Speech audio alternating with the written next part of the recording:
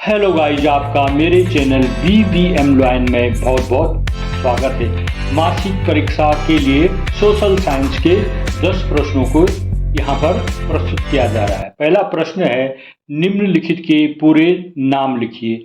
BMI, UNDP, HTR और HDI इनके full form लिखने के लिए आ सकते हैं परीक्षा में। जैसे है BMI, इसका आंसर है बॉडी मास इंडेक्स, हिंदी में कहेंगे शरीर का व्यापक सूचकांक। दूसरा है UNDP, संयुक्त राष्ट्र विकास कार्यक्रम, इंग्लिश में है यूनाइटेड नेशंस डेवलपमेंट प्रोग्राम। तीसरा है HDR, इसकी फुल फॉर्म है ह्यूमन डेवलपमेंट रिपोर्ट, मानव विकास रिपोर्ट। HDI की फुल फॉर्म है ह्यूमन डेवलपमेंट इंडेक्स, मानव विकास सूचकांक। प्रश्न 2, वैध सरकार का अर्थ बताइए। उत्तर होगा इसका, जनता द्वारा चुनी हुई बहुमत वाली सरकार वैध सरकार कहलाती है। प्रश्न 8, लोकतांत्रिक शासन प्रणाली से क्या अभिप्राय है। उत्तर है इसका, लोकतांत्रिक शासन प्रणाली में जनता ही सारी राजनीतिक शक्ति का स्रोत होती है। इसमें लोग स्वशासन की संस्थाओं के माध्यम से अपना शासन चलाते हैं। अगला प्रश्न है, संघात्मक सरकार में शक्तियों का विभाजन कितने स्तरों पर होता है। उत्तर, शक्तियों का विभाजन केंद्र तथा राज्य स्तर पर होता है। अगला प्रश्न है, पंचायती राज व्यवस्था कितने स्तरों पर लागू की गई है। उत्तर में लिखना है आपने, पंचायती राज व्यवस्था को 3 स्तरों, ग्राम स्तर पे, क्षेत्र स्तर पे और जिला स्तर पर लागू किया गया है।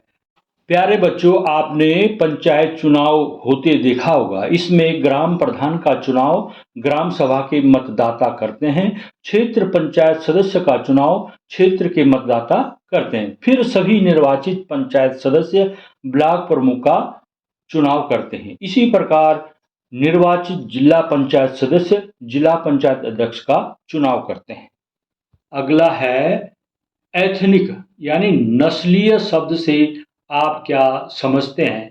एथनिक अथवा जातीय या नस्लीय एक ऐसा सामाजिक विभाजन है जिसमें प्रत्येक समूह अपनी अपनी संस्कृति को पृथक मानता है।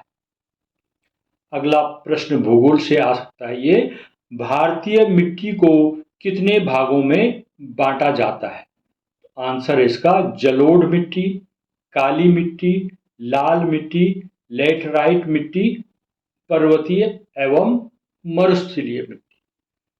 प्रश्न अगला है, मृदा अपरदन किस प्रकार रोका जा सकता है। उत्तर में, मृदा अपरदन अर्थात मृदा का क्षरण होना, मृदा कट करके बहती रहती है, वहां पर से उसका क्षरण हो जाता है। ये जल प्रवाह की तीव्रता को कम करके मृदा क्षरण को रोका जा सकता है।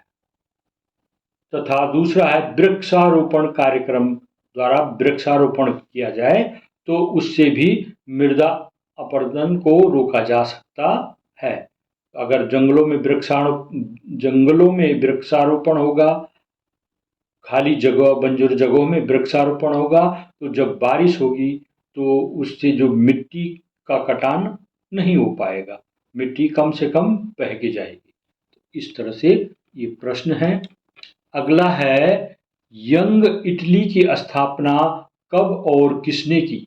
उत्तर में लिखेंगे, मैथ्सनी ने सन 1832 में यंग इटली नामक संस्था की स्थापना की थी। अंतिम प्रश्न है, मारियान और जर्मेनिया के चित्रों का क्या महत्व है। उत्तर में लिखेंगे, मारियान और जर्मेनिया के चित्र राष्ट्र के अमूर्त विचार को मूर्त रूप प्रदान करने का प्रयास था। नारी की छवि राष्ट्र का रूपक बन गई थी। मारियान की प्रतिमाएं सार्वजनिक चौकों पर लगाई गई ताकि जनता में राष्ट्रीय प्रतीक की स्मृति बनी रहे। इसी प्रकार जर्मेनिया जर्मन राष्ट्र का रूपक बन गया। तो आपको इन 10 प्रश्नों को तैयार कर लेना है, इसमें से मासिक परीक्षा में अवश्य प्रश्न आएंगे। मेरे चैनल को सब्सक्राइब कीजिएगा। अगर आपको ये वीडियो पसंद आ रही है तो आप वीडियो को लाइक कीजिएगा, कमेंट कीजिएगा और इसको शेयर भी कीजिएगा। अगर आप इस चैनल में नए हैं तो मेरे चैनल को सब्सक्राइब भी कीजिएगा। धन्यवाद।